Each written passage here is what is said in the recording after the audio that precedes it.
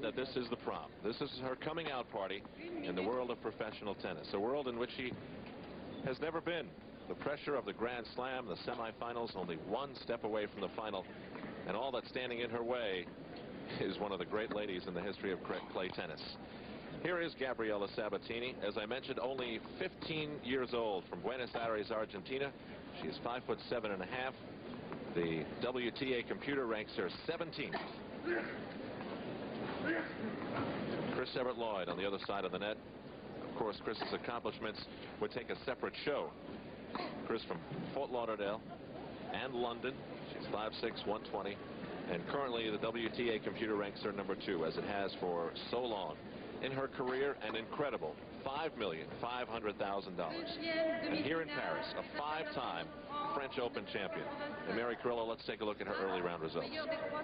She defeated Janine Thompson, an Australian, in very easy fashion, 6-2, 6-1. Then an American, Lisa Bonder, who gave her a tough first set. Next it was the Greek player, Angelika Kanalopoulou. That too, a tricky second set. Steffi Graf was the 4th round match. And in the quarters, it was Terry Phelps, 6-4, 6-love. Terry, a real surprise quarterfinalist.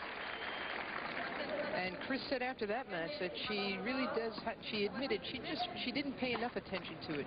She should have taken it a little bit more seriously, and that's why she had that tough first set. For Gabriela Sabatini, it was a pretty smooth road for a few rounds there. She beat Lillian Drescher, Penny Barg of the United States, Ann White. It went down to a tiebreaker. Ann White had all kinds of chances and couldn't win it. Said afterwards that she's beatable. She's beatable. It's a lot of hype. Then she beat Rosalind Fairbank in 3 sets. Forgive me. She dropped that middle set. And the 4th seed, Manuela Maleva, was her most important victim. That in the quarterfinals. That too in 3 sets.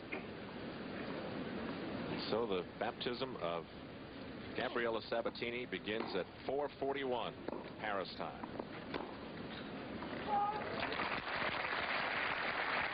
Mary, how about the tools?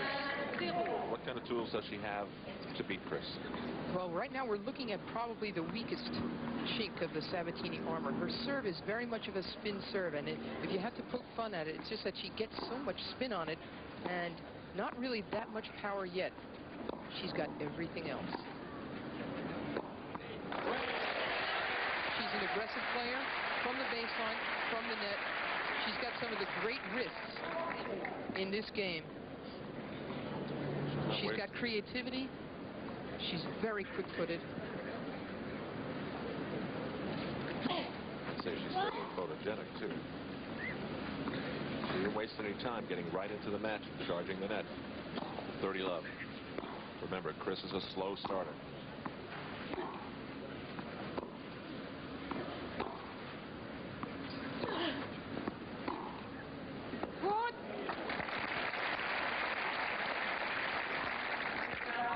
Gabriela's serve, as you see, is very much a spin serve because she arches her back and she's got that toss pretty much in back of her. She does get a lot of nice body into it, and I'm sure she will grow to develop a flat service as well. It's just such a smoothie, such a fluid player. I'm a firm believer in Sabatini. 40-love. Nice first few points for Gabriela. If she's in any kind of awe, she's keeping it well disguised.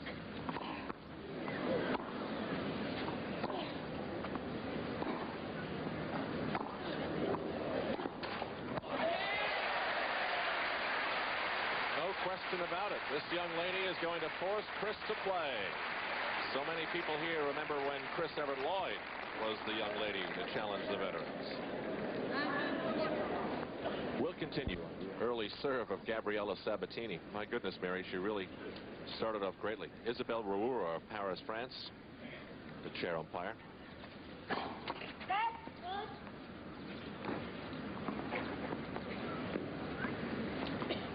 First server, Chris Evert Lloyd, certainly never a strong weapon for Chris either.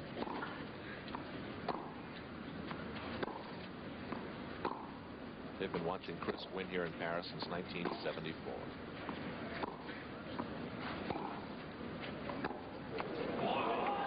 Chris's shot had plenty of depth.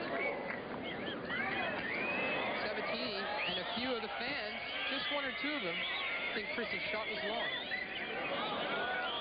I was going to say, Mary, it's going to be interesting to see how the crowd divides itself in cheering for Chris and for Gabriela Sabatini. Al, they're going to be for Gabriela. You just know they are. It's impossible to cheer against this child.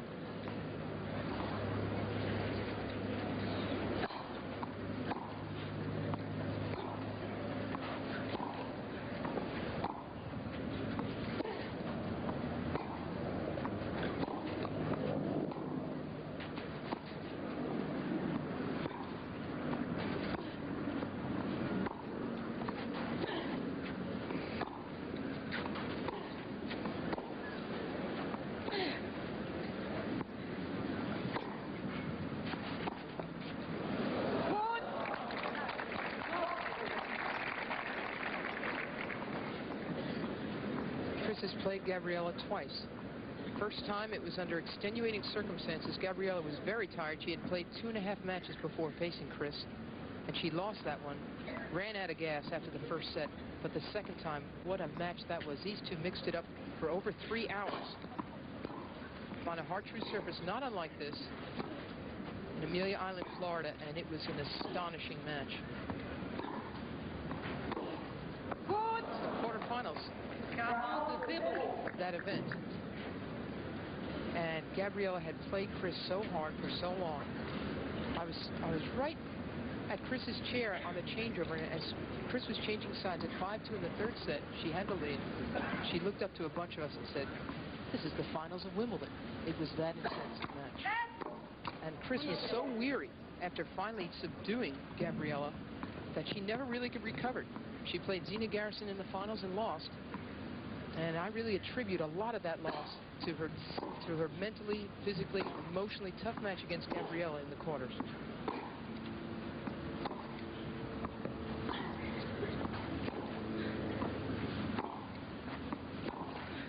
Chris said, after she lost to Zina, only the 8th person to ever beat her on clay. Chris said, "What? I've won matches like that before, but today, on this day," she said, "I had nothing left to give." 40-15. Much cooler today than it has been this week in Paris.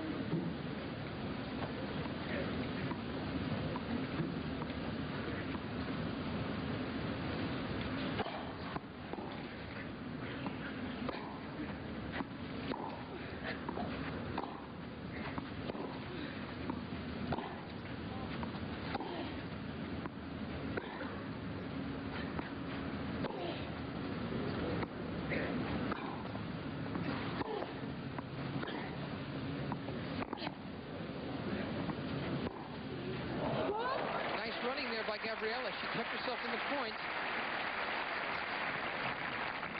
so well, and she surprised Chris a little bit. I think that's what drew Chris's ball long.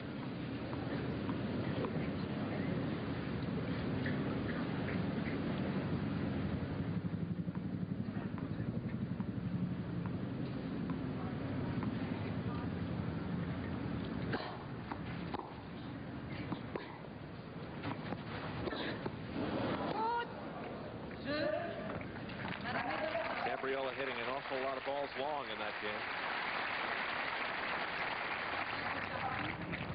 And games are 1-all. What I like about the way Gabriela's playing, Al, is though she's swinging out. She's going for the shot. She's not tight. Words about the U.S. Open on USA. It begins August 27th. It seems a long way away, but before you know it, it will be here. 10 nights of coverage. We'll begin the first night at 7:30 Eastern Time.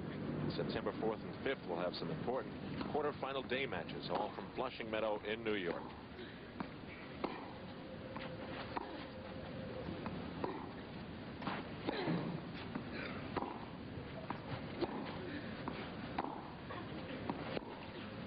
White.